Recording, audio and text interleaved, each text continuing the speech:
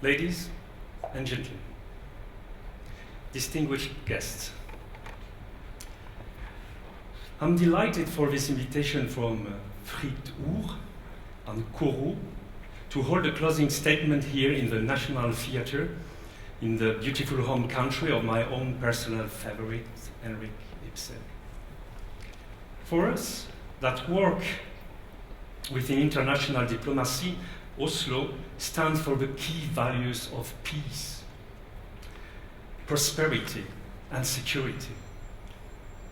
So it is especially delightful to represent the Commission of the European Union on the issue of free speech exactly here in Oslo.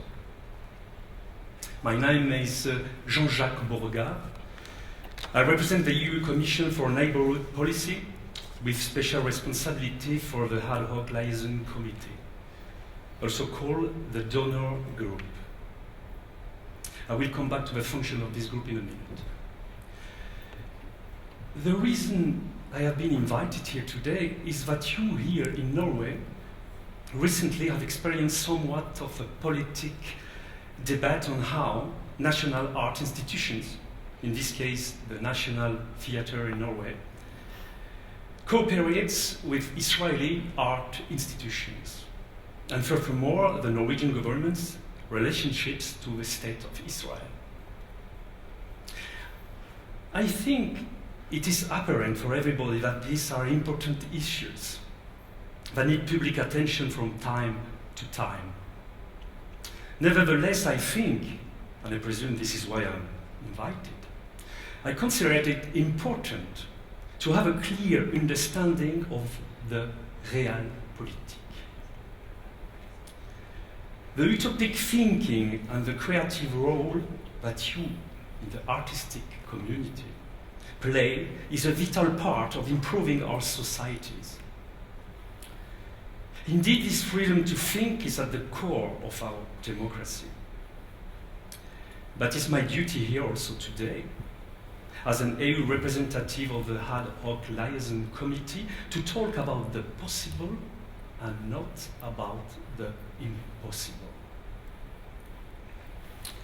Okay, so the Ad Hoc Liaison Committee, LHOQ, called the Donor Group, served as a principal policy-level coordination mechanism for development assistance to the Palestinian people, which means that the donor group are financially responsible for the Palestinian society. The group is chaired by Norway, by your foreign minister, Børge Brende, and co-sponsored by UE, the US, the United Nations, together with the World Bank and the International Monetary Fund. The donor group was founded in 1993 as a consequence of the Oslo I agreement.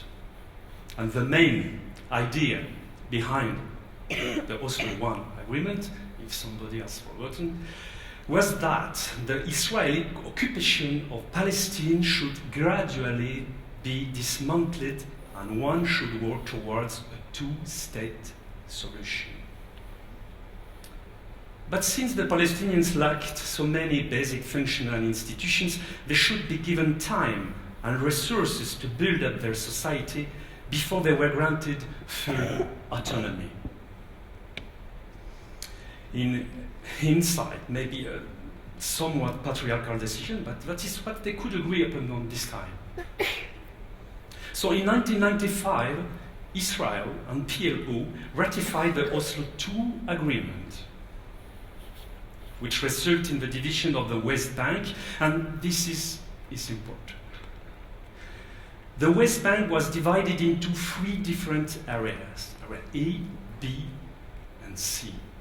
These three areas are under different degree of Israel control, but 60% of the West Bank, namely Area C, where almost all the water supplies and most of the agricultural production is located, is under complete Israeli control. And it is here in the West Bank that we, the donor group, play a vital role. You see, if you choose to occupy a country, it can have many benefits, of course, like acquiring natural resources like water or oil. But it also comes with some responsibilities. This is confusing, I know, but that's the way it works. So when Israel occupies Palestine, they are bound by international law, Geneva Convention, to subsidize basic functions in the occupied territories like health, education, infrastructure, and so on. This could be very costly for Israel, but it is not. It is not because, as a result of the Oslo Accord, the donor group finances most of these expenses. So the EU, the US, Norway, and others contribute to Israel for the cost of the occupation. At the same time, it is the Palestinian authorities, the PA's, own interest to stay in power. As they are not an elected Palestinian authorities, the PA's are indeed not popular at all. So, the financial aid that we provide keeps them in power. Also, this aid makes sure that there will be no new uprising, no riot, no third intifada by the Palestinian people. The prolonged occupation was, as according to the Oslo Accord, supposed to be temporary. But as you know, after 20 years, Israel, whereas done nothing to pull back from the West Bank and instead keeps acquiring new areas for settlements, everybody, including the donor group, knows that the Oslo Accord is a dead horse. Our Israeli friends are not like Norway. They are, of course, very difficult friends. But you have to understand, if the EU and the US had to choose between the friendship of Israel versus the friendship of Norway, the choice would be very easy. If Norway and the national theater here would go against Israel, I can assure you that Norway also would lose its chair position inside the donor groups and other favors of the big powers. This will be the effect of mixing up utopia with real politics. Of course, I'm not afraid here of saying the word occupation of Gaza or the West Bank, or to use the word apartheid, of a state that is only defined as Jewish and issues laws based on race. And finally, yes, you may call it colonialism if you wish, but on what was peace in Europe built? In politics, we have to work with the facts on the ground. And Israel has become that fact. Now, it has also become a fact that to be against Israel in politics means that you are anti-Semite. You can like it or not, but that is now what anti-Semitism has come to mean politically.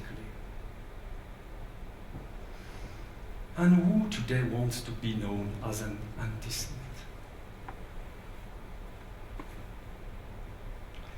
Peace, security, and prosperity does not come from utopian artists, but from realpolitik.